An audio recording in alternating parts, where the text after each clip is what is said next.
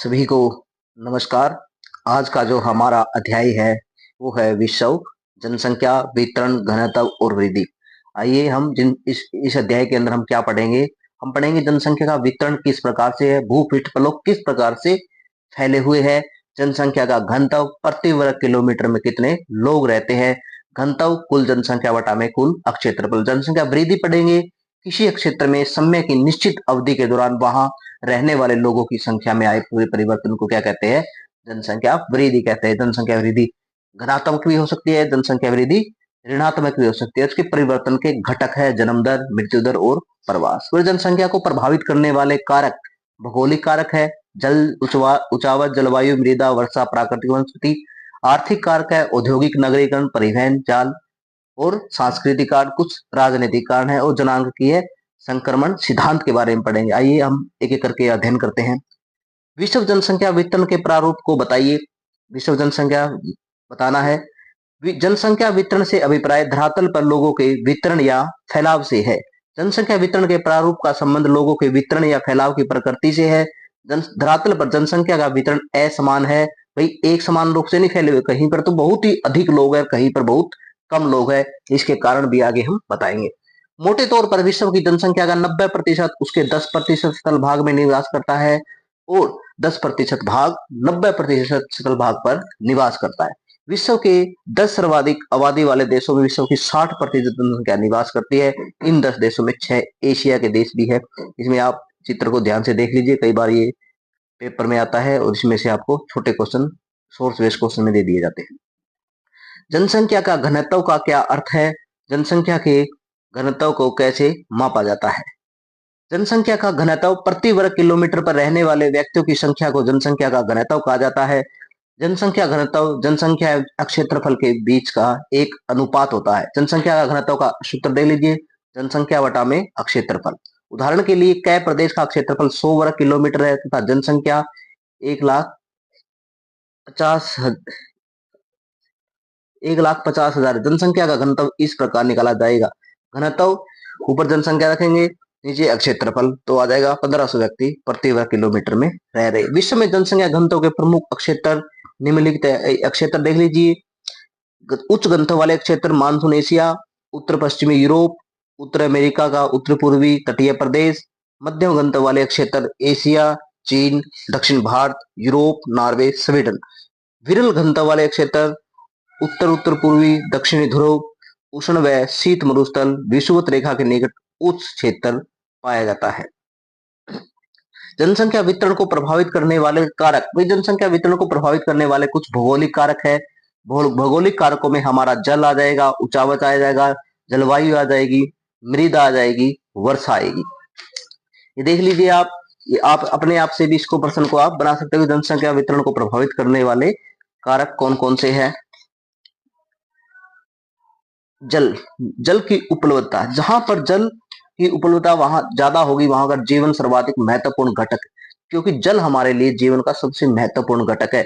अतः लोग उन क्षेत्रों में बसते हैं जहां जल आसानी से उपलब्ध हो जाता है, उदाहरण नदी, घाटियां। ऐसे ही भू आकृति है, उचावच, पर्वतीय और पठारी। जो पर्वतीय क्षेत्र है या पटवा जो पठारी क्षेत्र है, उबड़ खाबड़ प्रदेश है, कम लोग रहेंगे, जबकि मैदानी क्षेत्रों में अधिक लोग निवास करेंगे, क्योंकि इन क्षेत्रों में भूमि उर्वर होती है, कृषि की जा सकती है। यही कारण है कि नदी घाटियां जैसे गंगा, ब्रह्मपुत्र, हांगकांग हो आदि की घाटियां अधिक घनी बसी है। जलवायु, जलवायु में क्या क्या होगा कि अत्यधिक गर्म या अत्यधिक ठंडे भागों में कम जनसंख्या निवास करती है। ये विरल जनसंख्या वाले क्षेत्र है, जैसे मरुस्थल व पहाड़ी क्षेत्र। मानसूनी प्रदेशों में अधिक जनसंख्या निवास करती है, जैसे एशिया के देश। ऐसे ही हमारे मिट्टी है, मृदा। मिट्टी में जनसंख्या के वितरण पर मृदा की उर्वर शक्ति का बहुत प्रभाव पड़ता है। उपजाऊ मिट्टी वाले क्षेत्रों में खाद्यान्न, जो खाने पीने की, जो हमारे गेहूं है, चावल है, ये तथा अन्य फसलें अधिक पैदा की जाती है तथा प्रति हेक्टेयर उपज अधिक होती है। इसलिए नदी घाटियों की उपजाऊ मिट्टी वाले क्षेत्र अधिक घने बसे हैं। ये हमारे उचावच वनस्पति, अधिक घने वनों के कारण भी जनसंख्या अधिक नहीं पाई जाती, क्योंकि वन है वहां पर कोणधारी वनों की आर्थिक उपयोगिता के कारण, जो कोणधारी वन है वहां पर जनसंख्या अधिक निवास करती है, इसलिए लोग उन्हें काटने के लिए वहां बसते हैं। तो वनस्पति भी महत्वपूर्ण कारक हो सकती है। खनिज पदार्थ, विषम जलवायु होने पर भी उपयोगी खनिजों की उपलब्धता से लोग वहां बसने लगते हैं। उदाहरण के लिए सऊदी अरब की भीषण गर्मी वाले क्षेत्रों में खनिज तेल के मिल जाने से अधिक घने बसे हैं। कालगुर्डी और कुलगुर्डी की गर्म जलवायु में सोने की प्राप्ति तथा अलास्का में तेल की उपलब्धता के कारण वहां अधिक लोग रहते हैं। ऐसे ही हमारे कुछ आर्थिक कारक है। आर्थिक कारकों में हमारा आ जाएगा आर्थिक कारक, इसमें आपको दे नहीं रखा, आप आर्थिक कारक भी आ जाता है कई बार प्रश्नों में। आर्थिक कारक बताइए, तो आर्थिक कारकों में क्या आता है? परिवहन का विकास। परिवहन के साधनों के विकास से लोग दूर के क्षेत्रों से परिवहन के बेहतर साधनों से जुड़ जाते हैं। विश्व के सभी परिवहन साधनों से जुड़े क्षेत्र असंग आबाद है। खनिज पदार्थ भी आप इसमें कर सकते हैं। उद्योग धंधे भी आप करते हैं, जहां पर उद्योग धंधे ज्यादा होंगे रोजगार के अवसर लोगों को ज्यादा मिलेंगे। नगरीकरण और उद्योगीकरण क्षेत्रों में उद्योग और नगरों केंद्रों की उच्च एवं वृद्धि पाई जाती है। धार्मिक और सांस्कृतिक कारक भी आ जाता है कई बार। धार्मिक और सांस्कृतिक कारक, धार्मिक कारणों से लोग अपने देश छोड़ने को मजबूर हो जाते हैं। दूसरे विश्व युद्ध के दौरान यहूदियों को यूरोप छोड़कर रेगिस्तान क्षेत्र में नया देश इजराइल बसाना पड़ा था। इसी प्रकार दक्षिणी अफ्रीका में रंग भेद नीति के कारण जनसंख्या का वितरण प्रभावित हुआ था। इसी तरह से हमारे कुछ राजनीतिक कारक है कि राजनीतिक स्थिरता अगर ठीक है तो लोग वहां पर ज्यादा निवास करेंगे। किसी देश में गृह युद्ध, अशांति आदि के कारण भी जनसंख्या वितरण पर प्रभाव पड़ता है। उदाहरण के लिए फार्स की खाड़ी का युद्ध, श्रीलंका में जातीय संघर्ष आदि के कारण जनसंख्या का पलायन हुआ था। जनसंख्या वृद्धि क्या है? जनसंख्या परिवर्तन के घटक, ये प्रश्न बड़ा इंपॉर्टेंट है, कई बार आया है।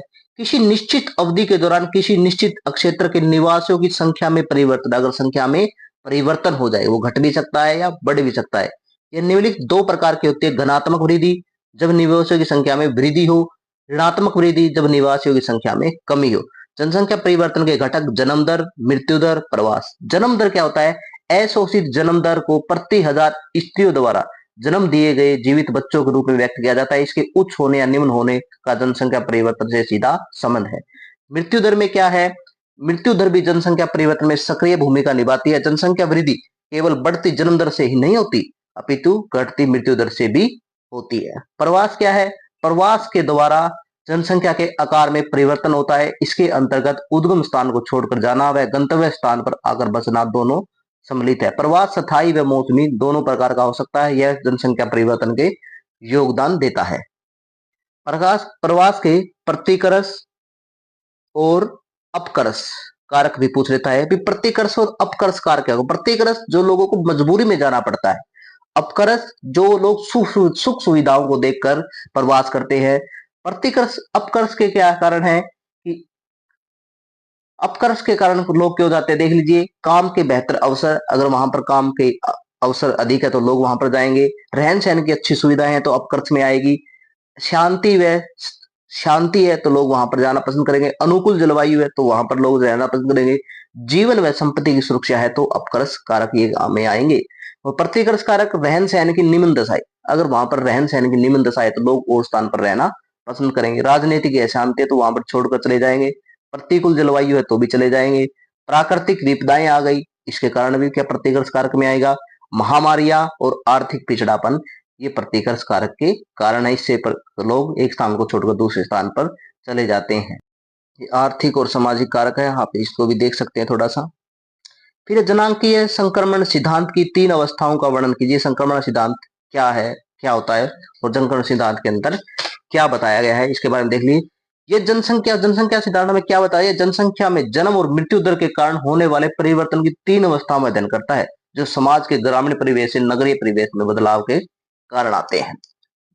जनांकीय संक्रमण सिद्धांत, जनांकीय संक्रमण सिद्धांत हमें बताता है कि जैसे ही समाज ग्रामीण खेती और अशिक्षित व्यवस्था से उन्नति कर नगरीय, औद्योगिक और साक्षर बनता है तो किसी प्रदेश की जनसंख्या उच्च जन्म और उच्च मृत्यु से निम्न जन्म और निम्न मृत्यु दर में परिवर्तित होती है। यह परिवर्तन 3 अवस्था में होता है। ये अवस्थाएं देख लीजिए, कौन कौन सी अवस्थाएं हैं, किन सी अवस्था में कौन कौन से देश आ रहे हैं। प्रथम अवस्था, इस अवस्था में उच्च जन्म दर तथा उच्च मृत्यु दर होती है, क्योंकि लोग महामारी और कुपोषण के शिकार होते हैं। जनसंख्या वृद्धि दर धीमी होती है और अधिकांश लोग कृषि कार्य करते हैं, जहां बड़े परिवारों को परिसंपत्ति माना जाता है। जीवन प्रत्याशा निम्न होती है, क्योंकि हॉस्पिटल की सुविधाएं इतनी अच्छी नहीं होती, लोग साक्षर नहीं होते। अधिकांश लोग अशिक्षित होते हैं, तकनीकी स्तर भी कम होता है, जिस कारण अधिक उन्नत स्वास्थ्य सुविधाएं उपलब्ध नहीं होती। दूसरी अवस्था दूसरी अवस्था इस अवस्था में प्रारंभ में जन्म दर अधिक होती है, लेकिन समय के साथ साथ जन्म दर और मृत्यु दर दोनों घटने लगती है। स्वास्थ्य संबंधी सुविधाएं और तकनीकी प्रगति के कारण मृत्यु दर में कमी आ जाती है, तब जबकि जन्म दर व मृत्यु दर की अपेक्षा अधिक होती है। अंतिम या तीसरी अवस्था, इस अवस्था में जन्म दर और मृत्यु दर दोनों बहुत कम हो जाती है। जनसंख्या या तो स्थिर हो जाती है या फिर मंद गति से बढ़ती है। इस अवस्था में जनसंख्या नगरीय और शिक्षित हो जाती है और तकनीकी स्तर भी बहुत उन्नत हो जाता है, जिस कारण स्वास्थ्य सुविधाएं अधिक विकसित हो जाती है। एक बार दोबारा फिर इसको देख लीजिए आप। अगर आप स्क्रीनशॉट लेना चाहे तो ले सकते हैं।